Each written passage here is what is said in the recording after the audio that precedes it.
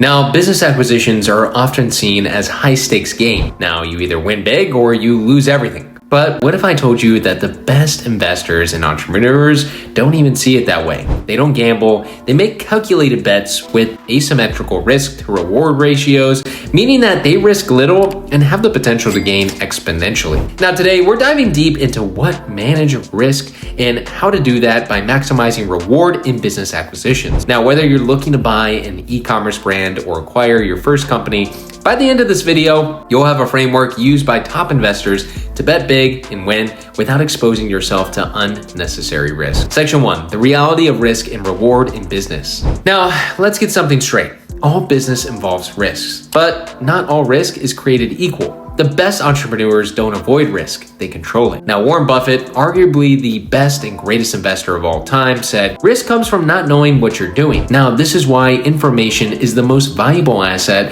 in business acquisitions. Private equity firms, venture capitalists, and high net worth investors spend millions on due diligence before making a move. Why? Because the better you do your research, the lower your actual risk. Section 2, why business acquisitions have a high reward potential. Now, most people think that starting a business is the best way to make money. But what if I told you that acquiring a business is often the faster and safer route to financial freedom? Now, here's a stat that will blow your mind. 90% of startups fail.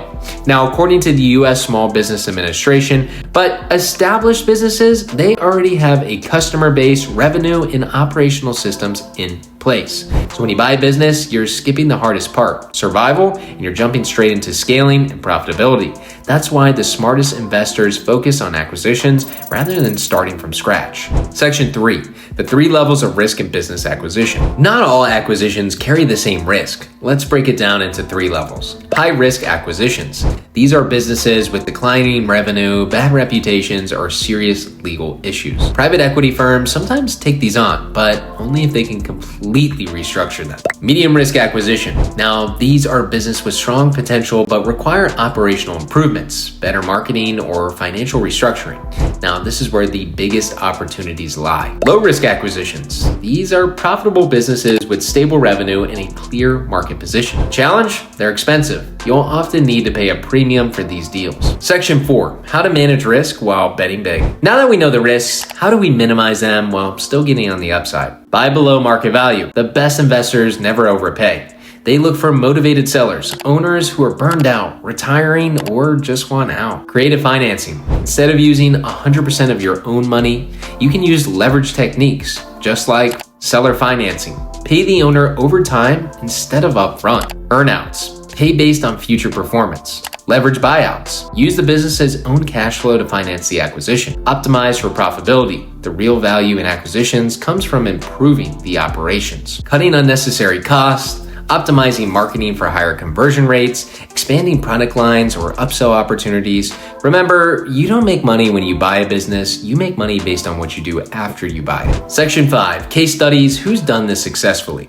Now let's look at some real world examples. Jeff Bezos at Amazon. Did you know that Amazon didn't develop everything in-house? Instead, they acquired companies like Zappos, Whole Foods, and Twitch and optimized them for greater profitability. Elon Musk, Tesla, SpaceX, Twitter. Now Musk didn't start Tesla, he acquired it, restructured it, and scaled it into $1 billion empire. Small private investors. Now there are people right now buying small e-commerce brands for 5 to 6 figures, optimizing them and selling them for millions. This isn't just a big corporate strategy, it's an opportunity for investors at all levels. How trend hijacking helps you do this. At Trend Hijacking, this is exactly what we specialize in. We help investors and entrepreneurs acquire, optimize, and scale e-commerce brands for high-value exit. Now, we find undervalued brands ready for acquisition. We handle the operational improvements to maximize profitability. Now, we scale the brand aggressively for a future exit strategy. So if you're interested in owning a profitable e-commerce business without the hassle of starting from scratch,